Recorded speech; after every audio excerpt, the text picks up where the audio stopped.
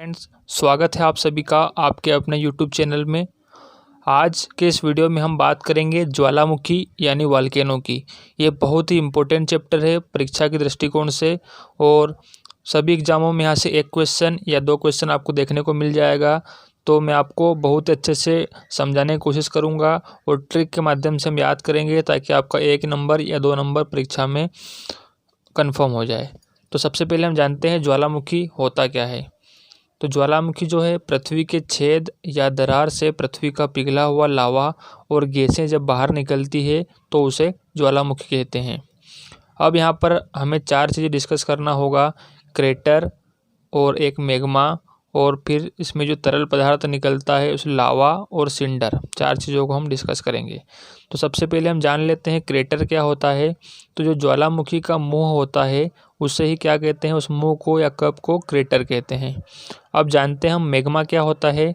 तो मैग्मा जब ज्वालामुखी फटता है तो जो तरल पदार्थ ज्वालामुखी के फटने से उसके मुंह से जो तरल पदार्थ निकलता है तो उस तरल पदार्थ को ही क्या कहते हैं, मैग्मा कहते हैं। और जब ये तरल पदार्थ पृथ्वी की सतह पर पहुंचता है तो उसे लावा कहते हैं। और जब यही लावा छोटे छोटे ठोस टुकड़ों में बढ़ जाता है तो उसे सिंडर कहते हैं। तो चलिए, आप जान लिया आपने कि क्रेटर क्या होता है, मैग्मा क्या होता है, लावा और सिंडर क्या होता है। अब हम देखते हैं ज्वालामुखी के प्रकार कि ज्वालामुखी कितने प्रकार के होते हैं और उन प्रकारों में कौन सा प्रकार कहाँ पर स्थित है। तो ज्वालामुखी के बेसिकली 3 प्रकार होते हैं। एक होता है सक्रिय ज्वालामुखी, फिर होता है प्रसुप्त, और एक होता है शांत ज्वालामुखी। तो सबसे पहले हम जानते हैं सक्रिय ज्वालामुखी क्या होता है। तो सक्रिय ज्वालामुखी ऐसा ज्वालामुखी जिसके मुंह से हमेशा धूल, धुआं, गैस, जलवाष्प निकलती रहती है, इसे क्या कहते हैं, सक्रिय ज्वालामुखी कहते हैं। अब हम देखते हैं सक्रिय ज्वालामुखी कौन कौन से हैं। तो सक्रिय ज्वालामुखी आपको 4 याद रखना है। ऐसे बहुत सारे ज्वालामुखी है, मगर आपको जो बता रहा हूँ उतना ही पढ़ लेना, आपका नंबर कन्फर्म हो जाएगा। तो सबसे पहला ज्वालामुखी है किलामू, दूसरा है कोटोपेक्सी, तीसरा है ओजस डेल सालाडो, और चौथा है स्ट्राम्बोली ज्वालामुखी। ये चारों जो ज्वालामुखी आपको दिख रहे हैं ये सक्रिय ज्वालामुखी के उदाहरण है, यानी एक्टिव वॉल्केनो के उदाहरण है। तो सबसे पहले जानते हैं हम किलामू जो ज्वालामुखी है ये कहाँ पर है। तो ये हवाई द्वीप अमेरिका में स्थित है। कोटोपेक्सी ये है इक्वाडोर में, और है ओजस डेल सालाडो ये है अर्जेंटीना चिली बॉर्डर पर, और फिर स्ट्राम्बोली ये कहाँ पर है, तो ये है इटली में। तो हम इसको याद कैसे रखेंगे अब एग्जाम में। तो जो किलामू है ये कहाँ पर है, अमेरिका में है, ठीक है। तो जो किलामू, इससे आपको लग रहा है किले का मुंह, ठीक है। और आगे हम देखेंगे कि किले का मुंह किलामू जो है ये विश्व का सबसे सक्रिय ज्वालामुखी है। सक्रिय है, एक्टिव है, ठीक है। तो किले के मुंह से लगातार हवाएं बाहर निकल रही है, इसलिए क्या है, ये एक्टिव है। तो हमारी ट्रिक यही है कि एक्टिव है तो एक्टिव कौन सा देश है पूरी तरह से, तो वो क्या है, अमेरिका। तो ये हवाई द्वीप अमेरिका में है किलामू ज्वालामुखी। अगला है कोटोपेक्सी, ये कहाँ पर है, इक्वाडोर। आप सभी को पता होगा कोटा राजस्थान में लोग आईआईटी और नेट की प्रिपरेशन करने के लिए जाते हैं, तो भी क्या बहुत एक्टिव व्यक्ति रहते हैं, और वो 12th के बाद एक न एक बार जरूर जाते हैं। तो वही से हमारी ट्रिक निकल के आती है, कोटोपेक्सी इक्वाडोर, एक न एक बार जरूर जाते हैं इक्वाडोर। अगला है ओजस डेल सालाडो। तो यहाँ पर क्या है कि ओजस का ओ निकाल लीजिए, डेल का डी निकाल लीजिए, यहाँ क्या बन जाएगा, ओडी। यहाँ पर क्या है, अर्जेंटीना चिली बॉर्डर। ये ओजस डेल सालाडो जो ज्वालामुखी है ये अर्जेंटीना और चिली की बॉर्डर पर स्थित है।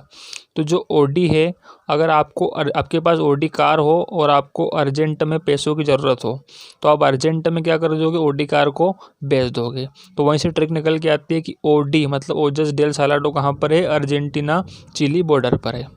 अगला है स्ट्राम्बोली, ये कहाँ पर है, इटली में।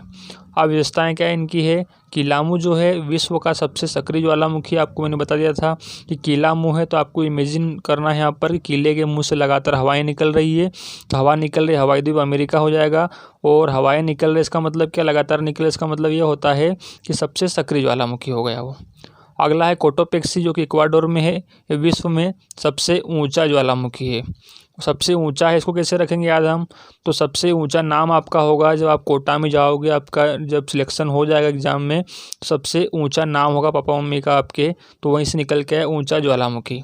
अगला है ओडी मतलब ओजस डेल सालाडो, ये विश्व में सबसे ऊंचाई पर स्थित सक्रिय ज्वालामुखी है, ठीक है दोस्तों। तो सक्रिय ज्वालामुखी सबसे ऊंचाई पर स्थित है। तो आपको नाम से ही लग रहा होगा बड़ा नाम ओजस डेल सालाडो, तो वहीं से याद रख लेना कि सबसे बड़ा नाम है, इसलिए क्या है सबसे ऊंचाई पर स्थित है। और जो स्ट्रोम्बोली है ये भूमध्य सागर का प्रकाश स्तंभ इसको कहा जाता है। ठीक है दोस्तों, आगे हम बात करते हैं प्रसुप्त ज्वालामुखी क्या होता है। ऐसा ज्वालामुखी जिससे कुछ समय से उद्गार या विस्फोट नहीं हुआ है और विस्फोट होने की संभावना है। यहाँ पर ध्यान देना कि विस्फोट कुछ समय से नहीं हुआ है मगर भविष्य में विस्फोट होने की इसमें संभावना बनती है, उसे क्या कहते हैं प्रसुप्त ज्वालामुखी। इसका उदाहरण क्या है विसुवियस जो ज्वालामुखी है प्रसुप्त ज्वालामुखी है और ये कहाँ पर है इटली में है।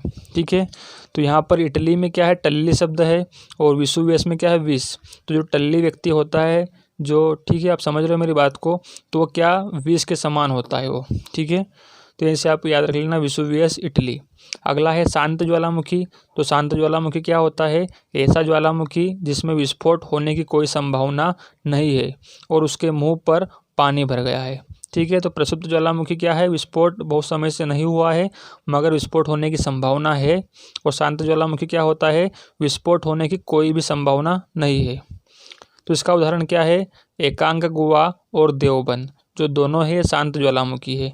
तो आपको दोनों नाम से ही लग रहा होगा कि जो शांत व्यक्ति रहता है वो एकांत में बैठता है हमेशा, और ऐसा कौन करता है जो देवता व्यक्ति रहता है वहीं ऐसे काम करता है। तो एकांकगुआ और देवबंद दोनों आपको लग रहा है एकदम शांत शब्द है, तो शांत ज्वालामुखी के दोनों उदाहरण है।